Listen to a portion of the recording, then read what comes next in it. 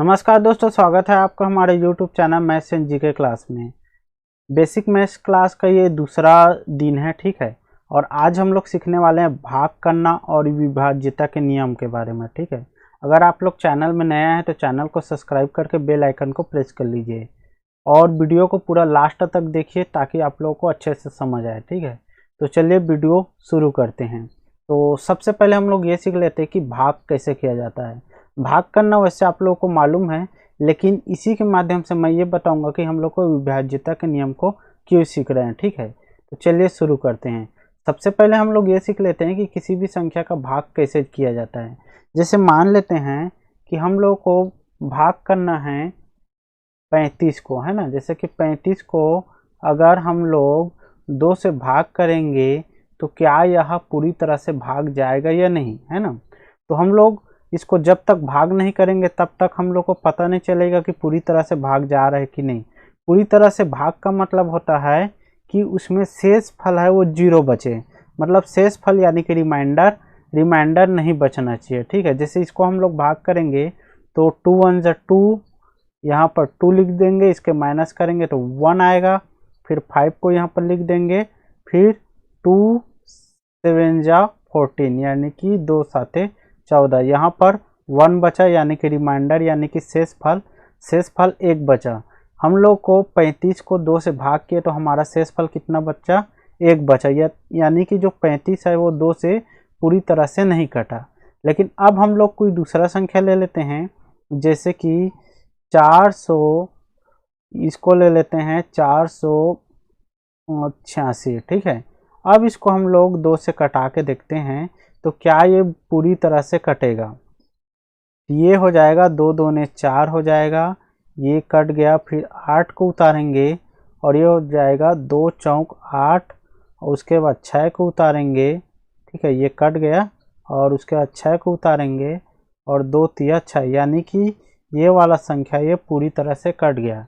तो देखिए हम लोग भाग कर रहे हैं तब हम लोग को पता चल रहा है कि कौन से संख्या किससे पूरी तरह से कट रहा है, ठीक है। इसी प्रकार से 3 4 5 6 सबका हम लोग कोशिश कर सकते हैं। तो देखिए हम लोग कुछ तरीका क्या हो सकता है जिसमें हम लोग को बिना भाग किए सिर्फ देख के बता देंगे कि ये पूरी तरह से उससे कटेगा कि नहीं। जैसे कि मैं यहाँ पर एक संख्या लेता हूँ 3 4 5, मतलब कि 345। क्या ये 3 से ये पूरी तरह से कटेगा, मतलब 3 से अगर इसको भाग करेंगे तो क्या ये पूरी तरह से कट जाएगा, यानी कोई भी शेषफल नहीं बचेगा। तो देखिए इसको हम लोग जब तक भाग नहीं करेंगे तब तक नहीं पता चलेगा। तो चलिए मैं आपको एक ऐसा तरीका बता रहा हूँ जिसके मदद से बिना भाग के हम लोग मतलब कि पता लगा सकते हैं कि वो उससे कटेगा या शेषफल बचेगा, ठीक है। तो चलिए उस नियम को हम लोग सीखते हैं। उस नियम को बोला जाता है विभाज्यता के नियम। तो चलिए उस नियम को हम लोग सीख लेते हैं। तो हम लोग सीखने वाले हैं विभाज्यता के नियम, यानी कि हम लोग किसी भी संख्या को किसी संख्या से भाग करते हैं तो क्या उसमें वो पूर्णतः विभाजित होता है या कुछ शेषफल बचता है, ठीक है। तो उसी को जांचने का जो नियम होता है उसको बोलते हैं विभाज्यता के नियम। तो हर एक संख्या का नियम होता है वो अलग अलग होता है। तो सबसे पहले हम लोग सीख लेते हैं 2 से विभाज्यता के नियम, मतलब 2 से कौन कौन से संख्या है वो पूरी तरह से कट जाएगा। तो जिस संख्या के इकाई अंक में 0 2 4 6 या 8 रहेगा वो 2 से पूरी तरह से कट जाएगा। अगर उसके इकाई अंक में 0 2 4 6 8 के अलावा कोई दूसरा संख्या है तो 2 से पूरी तरह से नहीं कटेगा और कुछ ना कुछ शेषफल जरूर बचेगा। जैसे मैं एग्जाम्पल के लिए आपको बताता हूँ कि यहाँ पर है 785, ठीक है। अगर हम लोग इसको 2 से कटाएंगे तो इसमें शेषफल बचेगा, क्यों? क्योंकि इसके इकाई अंक में 5 है, क्योंकि हम लोग को नियम में इकाई अंक को ही देखना रहता है। तो इसके इकाई अंक में 5 है, लेकिन 2 के नियम में बोलता है कि इकाई अंक में 0 2 4 6 8 रहेगा तभी 2 से कटेगा। तो इसका मतलब ये 2 से पूरी तरह से नहीं कटेगा। इसको अगर हम लोग 2 से कटाएंगे तो कुछ ना कुछ शेषफल बचेगा। तो इस प्रकार से मान लेते हैं हम लोग इस टाइप से संख्या ले लेते हैं, ठीक है।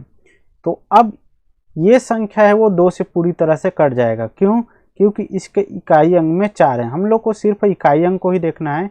अगर इकाई अंक में 0, 2, 4, 6, 8 रहेगा तो वो 2 से पूरी तरह से कट जाएगा। तो ये 2 का नियम होगा, ठीक है। तो इस टाइप से हम लोग बिना भाग किए उससे कटेगा कि नहीं, इसको हम लोग आसानी से जांच सकते हैं। चलिए अब हम लोग सीखते हैं 3 से विभाज्यता के नियम, यानी कि 3 से कौन कौन से संख्या कटेगा। तो 3 का नियम ये है कि कोई भी संख्या जो भी रहेगा उसका हम लोग बीजांग निकाल लेंगे। अगर वो बीजांग 3, 6 या 9 आएगा तो वो 3 से पूरी तरह से कट जाएगा, ठीक है। मतलब बीजांग कैसे निकालते हैं, उसके सभी अंक को जोड़ देना है और जब तक जोड़ना है जब तक कि वो एक अंक ना मिले तो उसको बीजांग बोलते हैं, ठीक है। जैसे हम लोग को चेक करना है कि यहाँ पर मैं एक संख्या लेता हूँ 7 और 7 और 5, मतलब 775। अब हमको इसको चेक करना है कि ये 3 से कटेगा नहीं, तो हम लोग क्या करेंगे, इनके सभी अंकों को जोड़ देंगे तो ये इसका बीजांग निकल जाएगा, ठीक है। तो जोड़ देते हैं, इसको जोड़ेंगे तो कितना हो, 7, 7, 14 और 14 में 5 जोड़ेंगे तो हो जाएगा ये 19, ठीक है। अब 19 आ गया तो इसके बाद इन दोनों को भी जोड़ेंगे, ठीक है। 9, 1, 10 तो ये हो जाएगा 10। फिर 2 अंक आ गया तो फिर इसको जोड़ेंगे तो ये हो जाएगा 0 और 1 को जोड़ेंगे तो 1 आ गया। मतलब इसको जोड़ेंगे तो कितना आया, 1। इसका मतलब ये 3 से नहीं कटेगा। अगर जोड़ने से मतलब जब तक जोड़ते जाएंगे जब तक एक अंक न मिले, तो इस टाइप से जोड़ने से अगर 3, 6 या 9 इन तीनों में से कोई एक आएगा तभी वो 3 से कटेगा। इसके अलावा कोई दूसरा आएगा तो वो 3 से नहीं कटेगा, ठीक है। तो ये है 3 से विभाज्यता के नियम, ठीक है। चलिए अब हम सीखेंगे अगला नियम जो है 4 का नियम। 4 के नियम में क्या बोलता है, जो उसके कोई भी संख्या रहेगा उसके दहाई के अंक को हम लोग को 4 से विभाजित करके देखेंगे। मतलब दहाई तक के अंक को, मतलब इकाई और दहाई दोनों को एक संख्या बना के उसको 4 से विभाजित करेंगे। अगर वो 4 से विभाजित होगा तो वो पूरा संख्या विभाजित होगा, बाकी उधर का संख्या कुछ भी रहे। जैसे एग्जाम्पल के लिए देखते हैं, यहाँ पर हम लोग ले लेते हैं 3, 4, 8, इधर कुछ भी ले लेते हैं 6, 7, इतना, मतलब ये है 67,348। अब हम लोग को इसको चेक करना है क्या ये 4 से विभाजित होगा। तो हम लोग क्या करेंगे, इसके दहाई तक के अंक, मतलब इकाई से लेकर पूरा दहाई तक के अंक यानी कि 48 को, इसको हम लोग 4 से भाग करके देखेंगे। तो अगर ये 4 से कट जाएगा तो ये पूरा संख्या कट जाएगा। तो इसको कटाएंगे, 4 एकम 4, ये कट गया और 8 बचा और 4 दूने 8, है ना। यानी कि ये दहाई तक का अंक कट जा रहा है, इसका मतलब ये पूरा संख्या है, ये पूरा जो संख्या दिया है ये भी पूरा 4 से कट जाएगा, ठीक है। अगर ये दहाई तक का अंक है वो अगर वो नहीं कटता तो ये संख्या 4 से नहीं कटता, ठीक है। तो ये 4 का नियम हो गया। नेक्स्ट है 5 का नियम। 5 का नियम में हम लोग को इकाई अंक को देखना है। इकाई अंक में 0 या 5 रहेगा तभी वो 5 से कटेगा। अगर इसके अलावा कोई दूसरा संख्या रहेगा तो 5 से नहीं कटेगा। जैसे कि यहाँ पर मैं ले लेता हूँ 7, 5, 6 और 0, मतलब 7560। तो इसके इकाई अंक में 0 है, इसका मतलब ये 5 से पूरी तरह से कट जाएगा। अब हम लोग इस टाइप से संख्या लेके देखते हैं, ठीक है। ये 363, ये 5 से नहीं कटेगा क्योंकि इसके जो इकाई अंक है उसमें ना 0 है ना 5, इसीलिए ये 5 से नहीं कटेगा, ठीक है।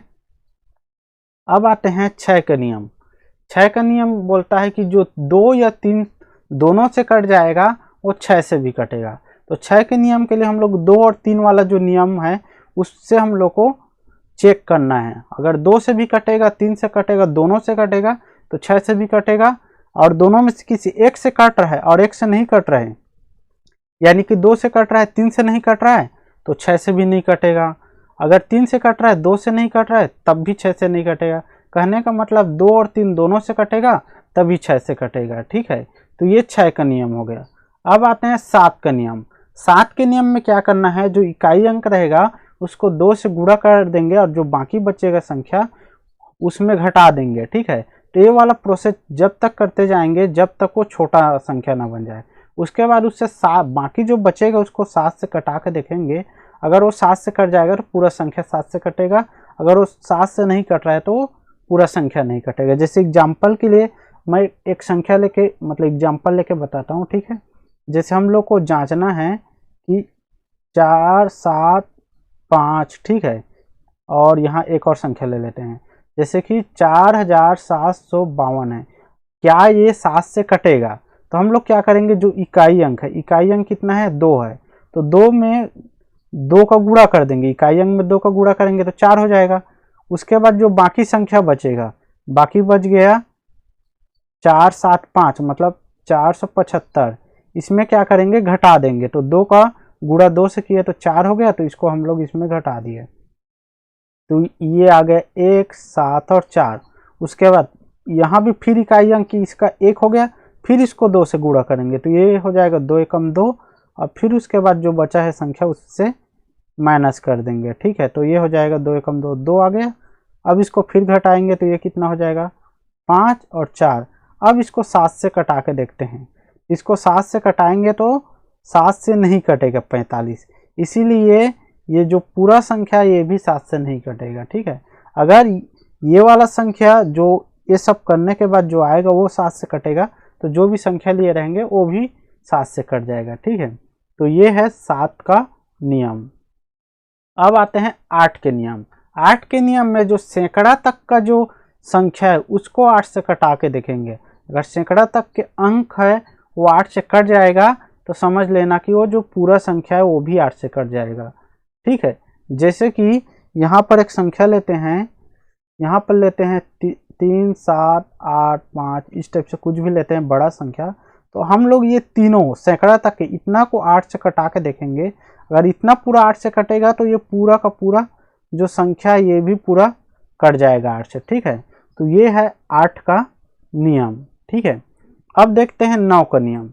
9 के नियम 3 के नियम ही जैसे है कि हम लोग को कोई भी संख्या रहेगा उसका बीजांग निकालेंगे, अगर बीजांक है वो 9 आएगा तभी वो 9 से कटेगा, अगर बीजांक 9 के अलावा कोई दूसरा संख्या आएगा तो वो 9 से नहीं कटेगा, ठीक है। 10 का नियम है। 10 के नियम ये बोलता है कि इकाई अंक में सिर्फ 0 आएगा तभी 10 से कटेगा, अगर 0 के अलावा कोई दूसरा संख्या आएगा तो वो 10 से नहीं कटेगा, ठीक है। तो ये 2 से 10 तक का विभाजित मतलब कि भाग करने का नियम हो गया, ठीक है। अब हम लोग देखते हैं कि 11 का नियम क्या है। 11 के नियम ये है कि जो भी संख्या रहेगा उसमें से सम स्थानों का योग करेंगे और विषम स्थानों का योग करेंगे और दोनों का अंतर करेंगे, अगर वो दोनों का अंतर 11 से कटेगा तभी वो 11 से कटेगा, ठीक है। जैसे एग्जाम्पल ले लेते हैं, इसके लिए हम लोग कोई भी संख्या ले लेते हैं, जैसे मैं एक संख्या ले लेता हूँ 2 7, कुछ भी अपने मन से ले रहा हूँ, ठीक है, रैंडम नंबर। तो ये है 27,856। अब इसको हम लोग को जांचना है कि क्या ये 11 से कटेगा। तो यहाँ पर सम स्थान विषम स्थान मतलब जैसे ये पहला है, ये दूसरा संख्या अंक है, ये तीसरा है, ये चौथा है और ये पांचवा है ना। अब नंबर दे दिए सभी अंक का, तो इसमें से जो सम स्थान कहने का मतलब सम संख्या तो जान रहे होंगे, सम संख्या किसको बोलते हैं। सम संख्या जिस संख्या की इकाई अंक में 0 2 4 6 या 8 आता है उसको सम संख्या बोला जाता है, ठीक है। और विषम संख्या किसको बोलते हैं, विषम संख्या उस संख्या को बोलते हैं जिसके इकाई अंक में विषम संख्या में जिसके इकाई अंक में 1 3 5 7 9 ये सब आता है तो उसको विषम संख्या बोलते हैं, और 0 2 4 6 8 आता है तो उसको सम संख्या बोलते हैं। तो इस प्रकार से यहाँ पर जो 1 3 और 5 है ये क्या है, विषम स्थान हो गए, और 2 और 4 है वो सम स्थान। तो हम लोग क्या करेंगे, सम स्थान वाले संख्याओं को जोड़ेंगे और विषम स्थान वाले संख्याओं को। सबसे पहले सम स्थान वाले संख्या यानी कि 5 है और 7 है, तो इन दोनों को जोड़ देंगे तो ये हो जाएगा 7 और 5 को जोड़ेंगे तो हो जाएगा 12 हो गया, ठीक है। अब हम लोग क्या करेंगे, विषम स्थानों के अंकों को जोड़ेंगे। तो विषम स्थान में है 6 तो 6 लिख देंगे, और तीसरा स्थान यानी कि 8 है तो 8 लिख देंगे, और पांचवा स्थान में है 2 तो 2 लिख देंगे। अब जोड़ देंगे इसको, है ना, तो ये हो जाएगा 16। अब इन दोनों का अंतर करेंगे तो जो बड़ा संख्या रहेगा इन दोनों में से जो बड़ा आएगा सम स्थान वाला या विषम स्थान वाला जिसका भी, उसको पहले ले लेंगे। तो 16 बड़ा है तो 16 और 12 को माइनस करेंगे तो 4 आ गया। अगर इन दोनों को घटाने से, ठीक है, 0 आता घटाने से 0 आता या फिर 11 से कटने वाला कोई संख्या आता तो वो 11 से पूर्णतः विभाजित होगा। ठीक है, 0 आता या फिर 11 से कटने वाला कोई संख्या आएगा तो समझ लेना वो 11 से जाएगा। ये सब करने के बाद अगर इन सब के अलावा कोई दूसरा संख्या आएगा, जैसे यहाँ पर 4 आया, इसका मतलब ये 11 से नहीं कटेगा। तो ये है 11 से भाग जाने का नियम या विभाजिता का नियम। ठीक है, अब हम लोग सीखते हैं 12 का नियम। तो 12 का नियम क्या है? 12 का नियम है कि जो संख्या 3 और 4 दोनों से कटेगा वही संख्या 12 से कटेगा। मतलब जो संख्या 3 से और 4 से दोनों से कट जाएगा और 12 से भी कटेगा। ठीक है, तो 12 के नियम के लिए हम लोग 3 और 4 वाला नियम दोनों को अप्लाई करके देखेंगे। अगर दोनों अप्लाई हो जाएगा तो 12 से कटेगा, अगर दोनों में से कोई एक अप्लाई हो रहा है तो 12 से नहीं कटेगा। ठीक है, अब हम लोग सीखते हैं 13 से नियम। 13 के नियम में सेम 7 के नियम जैसे करेंगे, कोई भी इकाई अंक रहेगा उसको 4 से गुणा करेंगे, फिर बाकी जो बचा संख्या उसमें जोड़ देंगे। ठीक है, तो इस टाइप से करते जाएंगे और जो संख्या आएगा उसको हम लोग, बाकी जो संख्या बचेगा उसको 13 से हम लोग विभाजित करेंगे, तो 13 से अगर कट जाएगा तो पूरा संख्या कट जाएगा। ठीक है, तो ये हो गया 13 का नियम। 14 का नियम क्या है? 14 के नियम में जो 2 और 7 दोनों से कटेगा वही 14 से भी कटेगा। ठीक है, तो ये 14 का नियम हो गया। 15 के नियम में जो 3 और 5 दोनों से कटेगा वो 15 से भी कटेगा। ठीक है, 16 का नियम थोड़ा अलग है, तो 16 के नियम मैं बता देता हूँ। 16 के नियम में क्या करना रहता है, उसमें जो 1000 वाला जो संख्या रहेगा, 1000वां वाला, ठीक है, उसका अंक को देखना है। तो सम रहेगा तो उसका अलग नियम है, विषम रहेगा तो उसका अलग नियम है। चलिए मैं इस 16 वाले का नियम बता देता हूँ। ठीक है, तो 16 वाले का नियम जांचने के लिए मैं एक संख्या ले लेता हूँ, जैसे कि मैं यहाँ पर कोई भी संख्या ले लिया। ठीक है, अब हम लोग इसको मान लेते हैं ये संख्या है। अब हम लोग क्या करेंगे कि इसको हम लोग को जांचना है कि क्या ये 16 से कटेगा कि नहीं कटेगा। ठीक है, तो अब हम लोग क्या करेंगे, इसमें से जो 1000 वाले अंक वाले संख्या को देखना है। तो यहाँ पर देखिए इकाई हो गया, दहाई, सैकड़ा और 1000। 1000 में क्या है, विषम है।